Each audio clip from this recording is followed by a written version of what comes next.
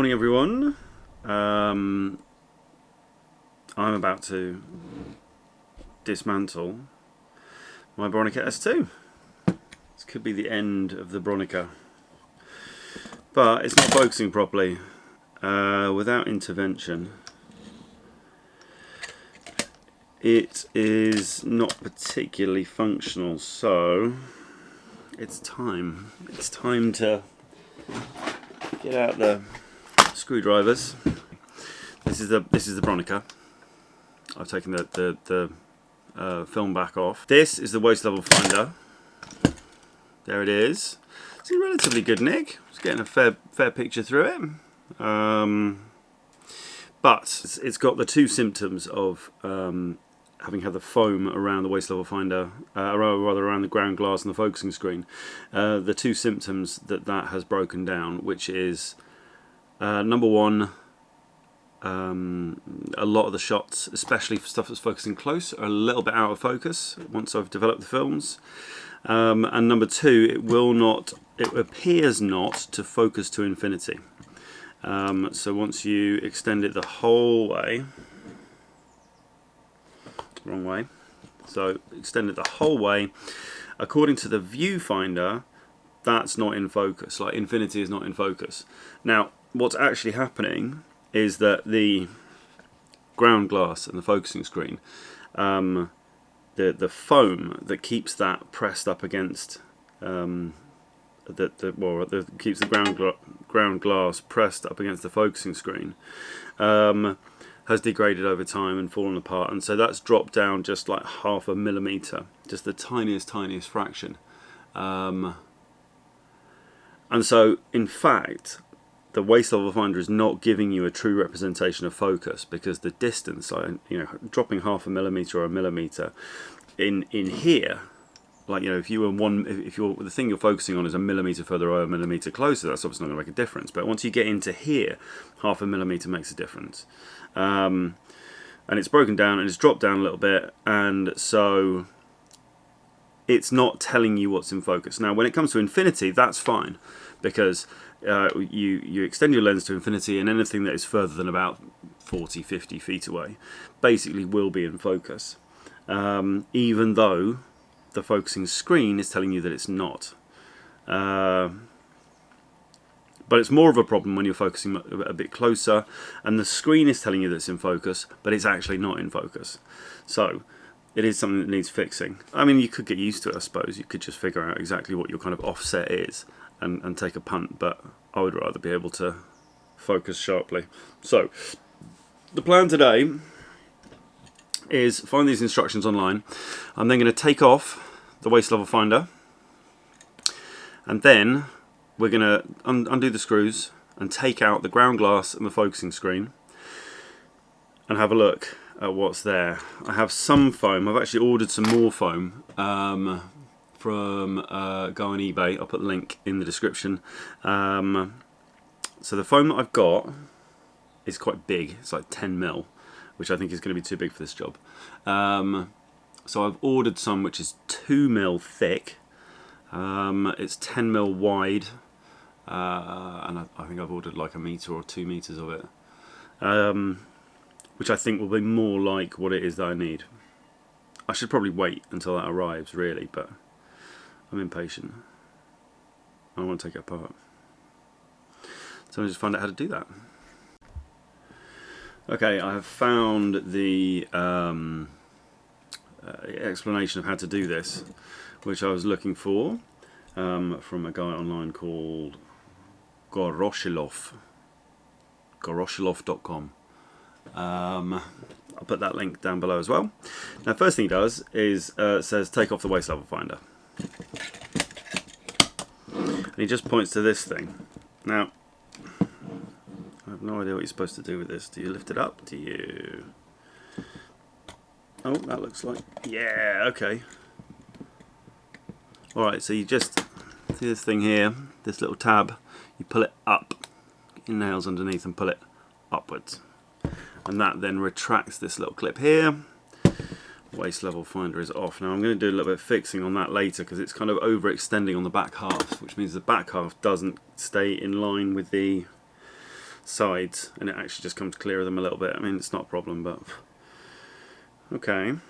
Now unscrew the 4 metal screws. So this should be apparently this one, this one, this one, and this one.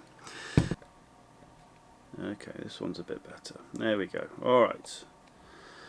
There's one. Teeny tiny screws. Picking it up by this end. Alright, wow, okay. Yep, there is almost nothing left. I don't know if you can... How close does a GoPro focus? Not very, eh? This is where the foam was. You can see, look, there's just nothing left. Wow, okay. That's the Fresnel screen.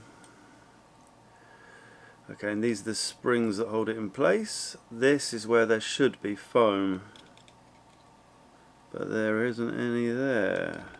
And that, shitty death, I've just scratched that.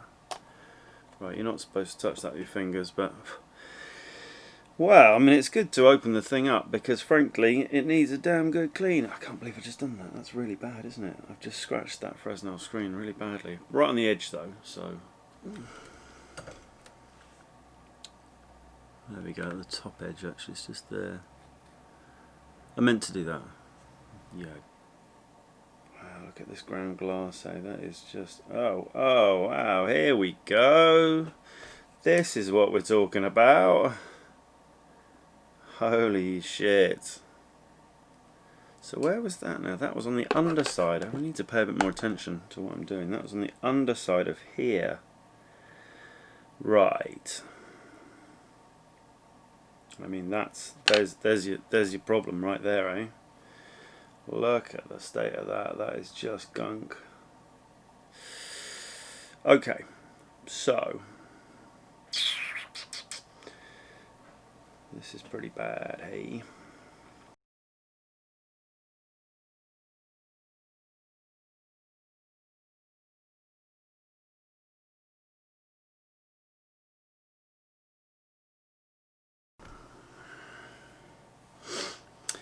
I think I am going to bodge together something from what I've got. So, right, I think we can safely say that this is a pretty stupid idea, but I'm going to do it anyway. So basically I've got this. I think the foam that you probably need for this is likely 2mm thick maybe. I've got this 10mm foam, which is, so it's a full centimetre, it's like almost like just under ½ inch, which is clearly way too big. And I'm going to try and trim it, and this is entirely because I'm just too impatient. So we need some thin strips. Start with that. And what I need to do then, okay, that's not too bad. Right then, next we are going to apply these to here. Do one like that, one like that. Let's get the, oh, I don't want to do it over the, in fact that's good that I got a thin one for there, right? I might trim a chunk off the end. Fat one that side. Slightly fat one that side. I wonder if they're even close to the same thickness. They're not really. Let's take a little bit off that one. This is really, I mean, the purpose of this whole video is hopefully to show that it's not that big a job and anyone can do it. Right then, should we do this? Let's do it. Let's do it. So we did the alcohol rubs on here and then just right, so that seems alright. So we managed to get the foam clear of the screw holes. I mean, this foam is pretty uneven, look at that. Basically different sizes and thicknesses all around. And I don't care. But hopefully what's going to happen is we're going to put this all back in and then we're going to screw it down. And the idea is that once it's all screwed down, the foam will be compressed, and that's what will hold everything together and in place. So, you know, it shouldn't really matter that the foam is too thick. It will compress down to a stop. That's the theory. Alright. So, there we go. Foam all around, of varying thicknesses, sizes, and competence. Like I say, I'm not fussed. So now we are going to. So the next thing is the instructions here tell us to do is we're going to bend these springs. If you can see that here, these springs that hold up. They're basically two kind of leaf spring type things that hold up the fresnel, which is the concentric circle bit. We're going to bend them up a little bit just to make sure that they have lots of enough springiness to hold that fresnel. I'm being quite gentle with this. Hold that fresnel in place. So, first things first is the fresnel. Fresnel lands on the springs, ribbed side up. So that's the ribbed side.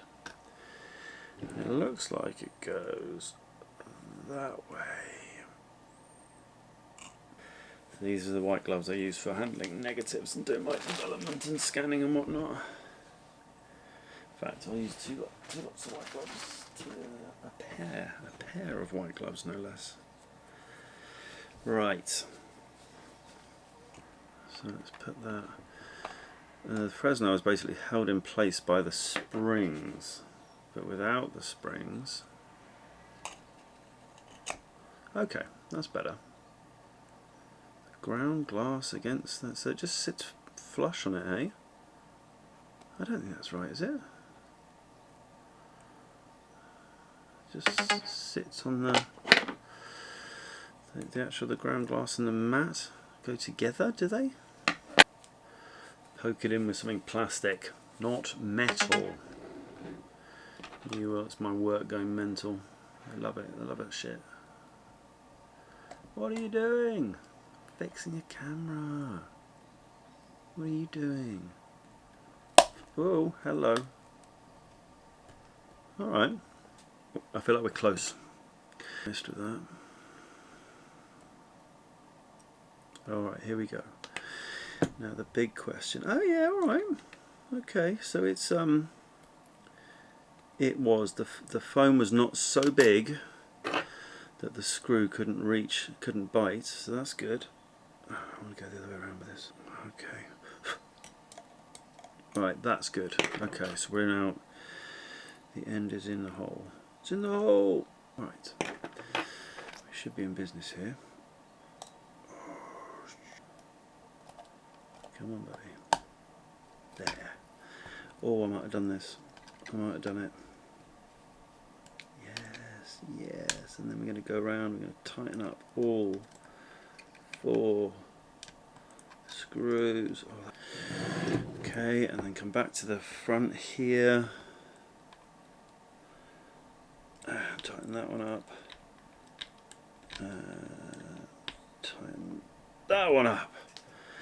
Alright. Back in business.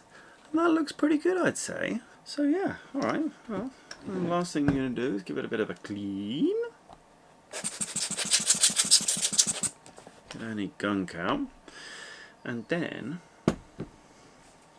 we're going to put the hood back on. In fact, we could probably take the lens cap off now and just see if Infinity it works. That's amazing. I mean, I'm actually gonna. I've got to